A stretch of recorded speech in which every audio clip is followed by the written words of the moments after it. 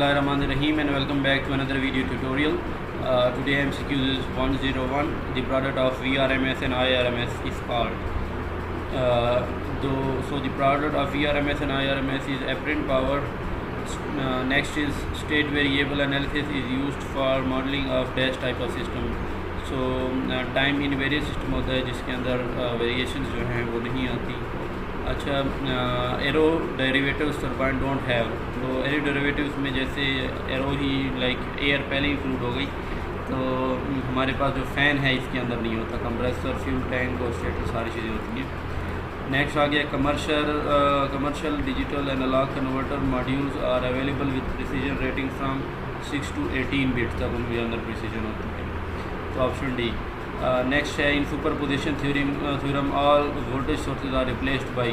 Superposition में हम सबको पता है कि जो वोल्टेज सोर्सेज होती हैं उनको शॉर्ट करते हैं और जो करंट सोर्सेज होती हैं उनको ओपन कर देते हैं, ताकि जो शॉर्ट है तो उनमें मैक्सिमम करंट फ्लो हो, ठीक है, और वोल्टेज ज़ीरो, और जहाँ पे ओपन है तो ज़ीरो करंट फ्लो हो और मैक्सिमम वोल्टेज हो. तो यहाँ पे ऑप्शन सी है. The principle of dash can be used to analyze fault in power system network.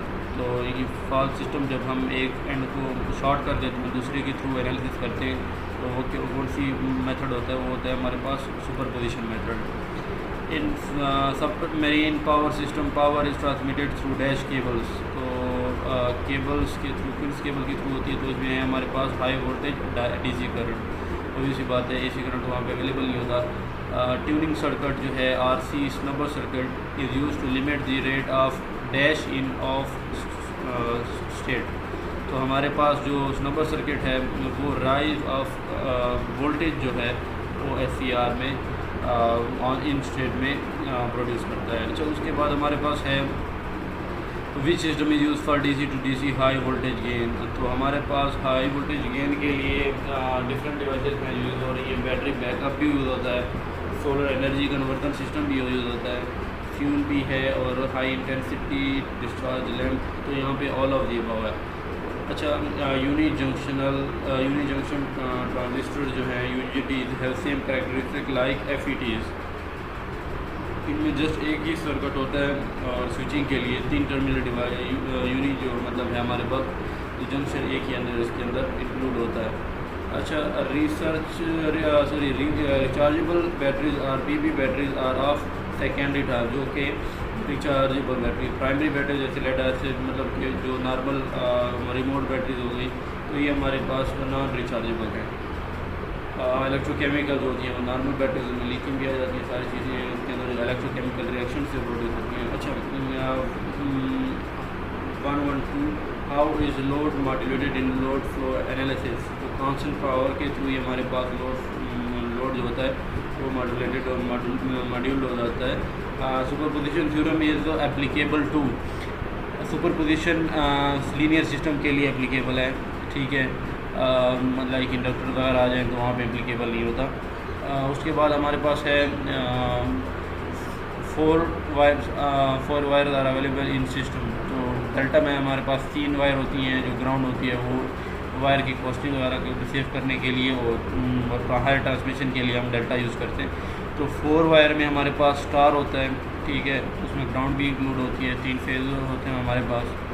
Active devices क्या करती हैं, एक्टिव सप्लाई एनर्जी, ठीक है.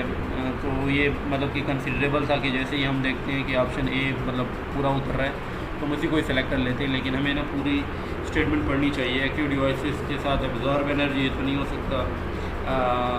Convert energy from one form to another, ये भी ठीक है, लेकिन supply and absorb energy, supply है लेकिन एब्जॉर्ब भी करती है यहाँ पे. अच्छा, ठीक है, यहाँ पे जो energy supply energy and convert one from to another form, तो इसमें हमारे पास ए ऑप्शन और सी ऑप्शन दोनों मर्ज हो रहे हैं, ठीक है. एब्जॉर्ब नहीं कर पाती हमारे पास, तो डी ऑप्शन करेक्ट नहीं है, तो ई ऑप्शन जो है वो प्रेफरेबल है. अब over current protection for motor is provided by. अच्छा, तो over current regarding, over voltage regarding, ठीक है, रिलेज रिगार्डिंग, ये MCQs ऐसे हैं कि आपको ना किस एंड पे कंफ्यूज इसलिए कर देते हैं कि हमारे पास प्रैक्टिकल चीज़ों की नॉलेज नहीं होती. हमें ये नहीं पता होता कि जो लाइक अब यहाँ पे मेंशन है kit kat fuses, cartridge fuses, तो यहाँ हम मतलब कि MCQs वाइज याद तो कर लेते हैं कि मतलब ये चीज़ है, लेकिन एक तो जब हमें इंडस्ट्रीज़ में जाते हैं तो हमें वहाँ पता चलता है कि इन चीज़ों के ये नाम हैं और मतलब प्रैक्टिकल हम देखते हैं। तो इसके लिए ना MCQs वगैरह की प्रिपरेशन के लिए भी और अपनी टेक्निकल नॉलेज को इंक्रीज़ करने के लिए आप ऐसा करें कि जो चीज़ आपको समझ नहीं आ रही है, कोई चीज़ आपके ना सामने नहीं, मतलब फ्यूज़ वगैरह, कार्ट्रिज फ्यूज़ आपने नाम का शायद किसी ने सुना हो, तो लेकिन ये डेली लाइफ में हमारे यहाँ यूज़ हो रही हैं। तो इसके लिए आपने क्या करना है कि उसी वर्ड को ना आप जस्ट गूगल कर लें। अब किटकैट फ्यूज़ वो फ्यूज़ होते हैं जो हमारे पास घरों में यूज़ होते हैं, ठीक है। और करंट रिलेज हमने काफ़ी देखी हुई, हर जगह पे लगी हुई होती हैं। कार्ट्रिज फ्यूज़ जो होते हैं हमारे पास ये रेफ्रिजरेटर के जो लाइक स्टेबलाइज़र होता है उसके पीछे होती हैं। हर एक इलेक्ट्रॉनिक इक्विपमेंट, इवन के जो लैपटॉप चार्जर होते हैं उनका जो उनके अंदर भी कार्ट्रिज फ्यूज़ होते हैं। लाइक अगर ओवर जो हमारे पास करंट हो तो उसके लिए ना वो अपने आप को ना उनकी जो कनेक्शन अंदर जो स्ट्रिप लगी होती है वो ओवर करंट की वजह से डैमेज हो जाती है और प्रोटेक्शन प्रोवाइड करती है इक्विपमेंट को। तो पहले तो ये देख लेते हैं ये अब किटकैट फ्यूज़ हैं। अब ये हर एक ने देखे होंगे घरों में लगे हुए, अगर कोई उनका स्मॉल शॉप भी है तो वहाँ पे भी लगे होंगे, ठीक है। नेक्स्ट थर्मल रिले थी। थर्मल रिलेज भी आपने काफ़ी देखी होंगी, ठीक है। इंडस्ट्रीज़ में भी देखी होंगी, लैब्स में भी शायद देखी हो आपने। उसके बाद आ जाती है ओवर करंट रिले। तो ओवर करंट रिले वो रिले है जो कि ऑपरेट करती है जब लोड एक्सीड कर देता है, लोड करंट एक्सीड कर देता है, और उसकी अपनी सेलेक्ट करने की भी अपनी रेटिंग होती है। ओवर करंट रिलेज जो हैं वो लाइक उसमें फिर आजकल जो है एडवांस डिवाइसेस आ गए, ओवर करंट और ओवर वोल्टेज DC प्रोटेक्शन भी, AC प्रोटेक्शन भी। तो बाय द वे ये कुछ इस तरह ही दिखती हैं। ये आपका आ गया कार्ट्रिज फ्यूज़। अब ये तो स्टेबलाइज़र के पीछे लगा होता है, ये तो आप सब ने देखा होगा, लेकिन क्योंकि नाम की वजह से थोड़ा कन्फ्यूजन क्रिएट हो जाती है, तो इन चीज़ों को ना थोड़ा कंसीडर कर लिया करें, ठीक है। नेक्स्ट है 117 inductance can be measured by. तो इंडक्टेंस जो है इनके लिए ना ब्रिजेस वगैरह का काफ़ी MCQs आते हैं। ब्रिजेस वगैरह के MCQs ना मैं आपको इस एंड पे ना क्लियर कर देता हूँ कि सबसे पहले तो वेन ब्रिज जो होता है हमारे पास, जो ये इंडक्टेंस के लिए मतलब यूज़ होता है, लेकिन हमारे पास ये जो उसके बाद हमारे पास इसमें चीज़ ये आ जाती है कि वेन ब्रिज और मैक्सवेल ब्रिज, इसको हम थोड़ा कंफ्यूज करते हैं। ये वेन ब्रिज जो हमारे पास है ये कैपेसिटेंस के लिए यूज़ होता है, सॉरी। तो और शेयरिंग ब्रिज जो है हमारे पास ये स्पेसिफिक टाइम, मतलब ये है हमारे पास इसमें जो चीज़ें इंक्लूड होती हैं शेयरिंग ब्रिज में, और एंडरसन ब्रिज। नेक्स्ट है मैक्सवेल ब्रिज। इन तीनों में जो है मैं आपको डिफरेंस बता देता हूँ, ताकि आपको अगर कोई मतलब कि अगर MCQ चेंज होके भी आ जाता है तो आप इनमें डिफ्रेंशिएट कर पाएँ कि इनमें लाइक क्या डिफरेंस है। तो सबसे पहले मैं इसके बारे में बता देता हूँ कि मैक्सवेल ब्रिज जो है, मैक्सवेल ब्रिज हम यूज़ करते हैं फॉर इंडक्टेंस, ठीक है। और ये लाइक कम्प्लेक्स इंडक्टेंस भी है तो उसके लिए भी यूज़ करते हैं। शेयरिंग ब्रिज हमारे पास इसकी इंसुलेटिंग प्रॉपर्टीज़ जो होती हैं उसमें यूज़ होता है। और जो एंडरसन ब्रिज है वो सेल्फ इंडक्शन के लिए, ताकि उनमें अगर कोई ये एक किस्म का ना मैक्सवेल ब्रिज की एक्सटेंशन है, ठीक है। इसमें हम ना थोड़ी सी इम्प्रूवमेंट करके, उसमें मॉडिफिकेशन करके हम ये सेल्फ इंडक्शंस के लिए एंडरसन ब्रिज है। तो इंडक्टेंस के लिए हमारे पास एंडरसन ब्रिज आ गया और मैक्सवेल ब्रिज आ गया। जो इंसुलेटिंग प्रॉपर्टीज़ हैं उनके लिए शेयरिंग ब्रिज आ गया हमारे पास, और वेन ब्रिज जो है ये कैपेसिटर्स के लिए है। नेक्स्ट देखते हैं for a number of poles armature conductor will be. तो अगर सेम नंबर ऑफ पोल्स हैं और आर्मेचर के कंडक्टर भी सेम है तो हमारे पास वेव वाइंडिंग ज़्यादा फेवरेबल है लैप वाइंडिंग से। नेक्स्ट है Maxwell loop current method Maxwell loop current method of solving electric network uses. तो ये KVL जो है ये यूज़ करते हैं कि अच्छा। उसके बाद हमारे पास लास्ट MCQ है आज का, which of the following is not a type of transformer.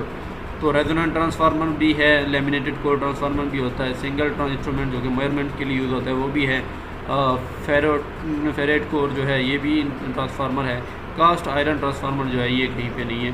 By the way मैं इनको ना विजुलाइजेशन दिखा देता हूँ आपको ताकि अंदाज़ा हो जाए आपको। ये बकल्स रिले है, ठीक है, जो कि 500 kVA के ट्रांसफार्मर की ज़्यादा ही मतलब उससे ऊपर वाले एक ट्रांसफार्मर के लिए यूज़ होती है। इंटरनल फॉल्ट वगैरह के लिए, छोटे ट्रांसफार्मर में यूज़ नहीं होती है। अच्छा, उसके बाद रेजोनेंट ट्रांसफार्मर है, ठीक है। बोथ वाइंडिंग के अक्रॉस कैपेसिटर होता है ताकि ट्यून सर्किट, ये ट्यून सर्किट में यूज़ होता है। लुक इसकी तकरीबन मतलब रेजोनेंट ट्रांसफार्मर की इस तरह कोई लुक है। बाद हमारे पास नॉर्मल कोर, जो कोर लैमिनेटेड कोर वाला ट्रांसफार्मर आपने लैब में भी देखा होगा और बेसिक स्ट्रक्चर भी यही पढ़ा जाता है। अच्छा, उसके बाद हमारे पास ये जो है इंस्ट्रूमेंट ट्रांसफार्मर है, ग्रिड में देखे होंगे आपने, ठीक है। वोल्टेज वगैरह, पोटेंशियल्स वगैरह मेजर करने के लिए जो ये चीज़ें होती हैं, तो ये हमारे पास क्या हो गया, इंस्ट्रूमेंट ट्रांसफार्मर। अच्छा, नेक्स्ट हमारे पास कास्ट आयरन कोर जो है वो इस टाइप के कुछ ट्रांसफार्मर होते हैं, ठीक है। मिलते हैं इंशाल्लाह नेक्स्ट वीडियो में, तब तक के लिए दुआओं में याद रखें और कमेंट सेक्शन में अपना फ़ीडबैक ज़रूर दें, ताकि अगर कोई मेरे एंड पे कमी पेशी रह गई हो तो नेक्स्ट वीडियो में मैं उसको पूरा कर पाऊँ। ये लर्निंग का कंटिन्यूस प्रोसेस है, बस आप इसको ना कंटिन्यू रखें ताकि जो बेस्ट फिजिबिलिटी है आपके एंड पे वो डेवलप हो पाए और आप जो कॉम्पिटिटिव एग्ज़ाम में उसमें अच्छा परफॉर्म कर पाएँ। अल्लाह हाफ़िज़।